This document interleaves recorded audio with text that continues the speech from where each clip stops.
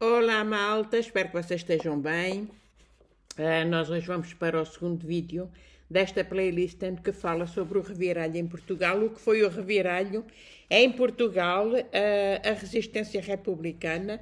Portanto, para quem aterrou aqui agora e não sabe o que é que se passa neste canal YouTube, nós andamos a ler a época salazarista em Portugal.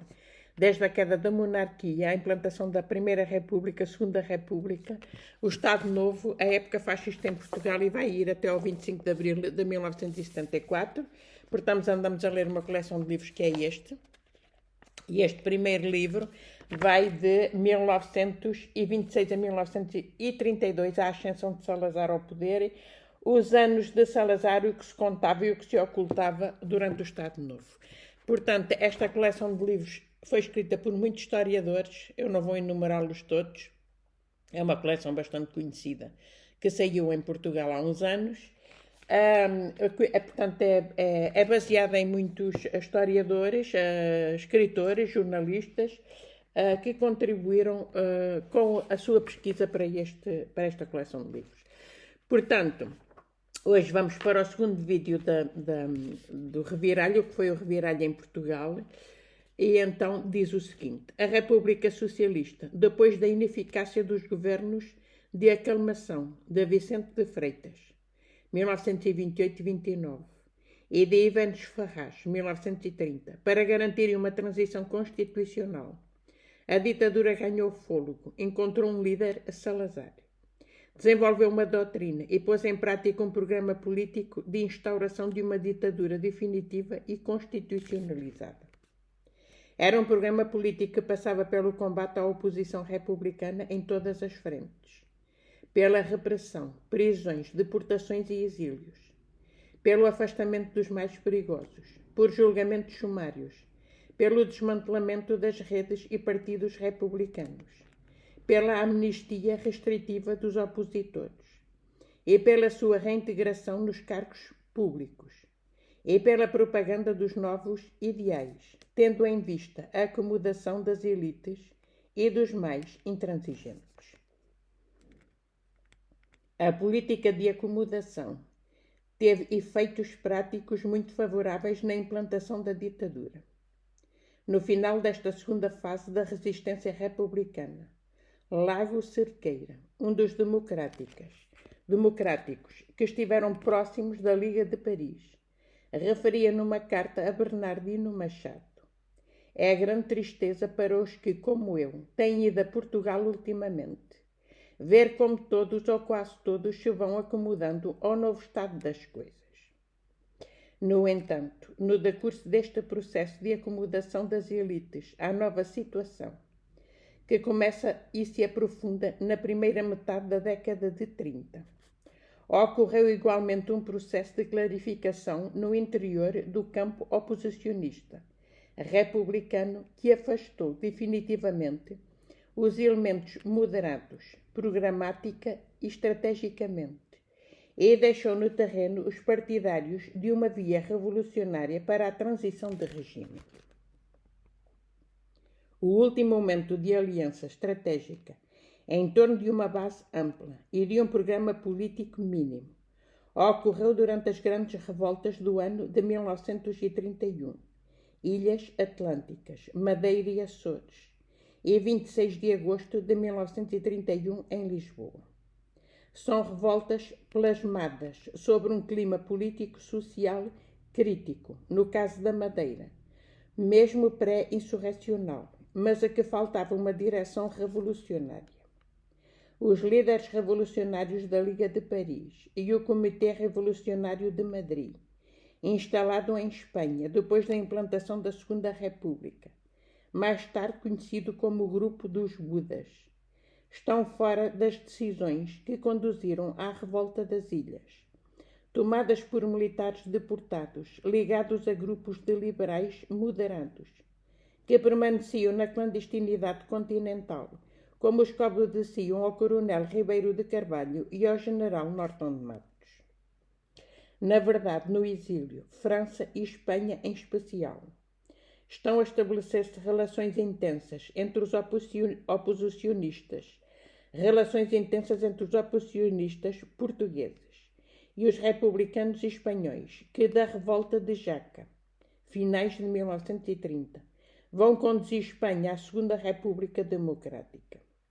Há contactos estreitos, apoios e mesmo a obtenção de meios materiais, como ajuda aos exilados e armas. No entanto, as revoltas de 1931 foram o canto do cisne, do reviralhismo, como nas grandes revoltas de 1927-28, o governo da ditadura expurgava os mais ativos combatentes oposicionistas, delimitando a resistência republicana e reforçando a situação. Na sequência desta segunda vaga de revoltas, centenas de oposicionistas viram-se demitidos, afastados e deportados, ou decidiram-se pelo exílio e pela clandestinidade. Estava o caminho aberto para a institucionalização de um Estado novo, corporativo, antiliberal e antidemocrático, e de uma ditadura do chefe do governo, apoiado pelos militares que o tinham escolhido para ministro das Finanças em 1928. Entre a via eleitoral e a via revolucionária, 1931-32, depois das grandes derrotas oposicionistas de 1931, nos arquipélagos atlânticos e no continente, a Conferência de Beiriz, convocada sob o égide de Bernardino Machado em 22-23 de novembro de 1931, constitui a última oportunidade de uma estratégia unitária da oposição, tentada desde 1927-28. No entanto, não foi possível constituir o Comitê Supremo da Revolução, porque, muito justamente, as estratégias se dividiram inexoravelmente. De um lado, os defensores da transição pacífica, pactuada ou por via eleitoral, como propugnava a recém-criada Aliança Republicana e Socialista de Norton de Matos. Do outro, a estratégia revolucionária defendida por líderes como Afonso Costa, Jaime Cortesão, José Domingos dos Santos e, mesmo paradoxalmente, por liberais como Bernardino Machado e Cunha Leal. As profundas transformações revolucionárias ocorridas, ou pelo menos projetadas e exigidas, durante o primeiro biênio da Segunda República de Espanha, são, porventura, as maiores responsáveis pelas alterações ideológicas, programáticas e estratégicas de líderes exilados como Afonso Costa, Cunha Leal ou Jaime Cortesão, cada vez mais próximos de um ideário democrático e socializante. No interior, os efeitos dessa estratégia revolucionária de cariz socializante encontravam eco no movimento estudantil muito ativo, onde deportavam os primeiros alvores do marxismo, também nos derradeiros movimentos anarco-sindicalistas, bem como no comunismo nascente, disseminados todos por diferentes formas de organização, sindical, estudantil, operária ou militar. Coincidindo com uma nova reorganização do movimento revolucionário exilado na Galiza, em novembro de 1932, saíram a público vários documentos fundamentais para se perceber o pensamento político daquele núcleo de oposicionistas. Cunha Leal escreveu Nova Renascença ou Nova Idade Média, onde alertava para a necessidade de acertar o passo pelos novos ventos da história. A dado momento, sobre o futuro de Portugal e da Europa, considerava autocracia? Nunca. Socialismo ou comunismo? Possivelmente, desde que se avance para essa meta com tranquilidade, sem revoluções. Na resposta a este novo evangelho democrático, o mesmo Cunha Leal tinha apresentado em maio do ano anterior um programa de regeneração nacional, onde, a par de uma política nacional, dava ênfase a um vasto programa de política social que previa assistência médica gratuita, o alargamento da assistência social, as férias pagas e um salário mínimo. Por seu turno, Afonso Costa, numa entrevista ao Diário de Notícias, em 26 de novembro de 1932, para além de preconizar o restabelecimento das liberdades públicas, falava de um socialismo integral, com a nacionalização dos grandes organismos de transportes municipalizados da terra, etc. Estas novas reflexões e doutrinas ficaram plasmadas num projeto de plataforma de frente única das forças populares, motoras da democracia, inspirador e responsável pelo derradeiro esforço revolucionário, reviralhista numa atração estratégica, e que ficaram ligados operacionais como o Major Sarmento de Beires e o Coronel Ribeiro de Carvalho. Este plano revolucionário viria a ser completamente desmantelado pela ditadura, com a prisão dos principais líderes em novembro de 1933. A avalanche conservadora resistência restrita. Foram relativamente poucos os homens que resistiram ao avanço da ditadura militar em 1926-27. A reação conservadora e autocrática parecia tudo submergir num país onde nem sequer o liberalismo democrático estava ainda totalmente conseguido. Como por toda a Europa, quase sem exceção, as mesmas causas pareciam produzir os mesmos efeitos.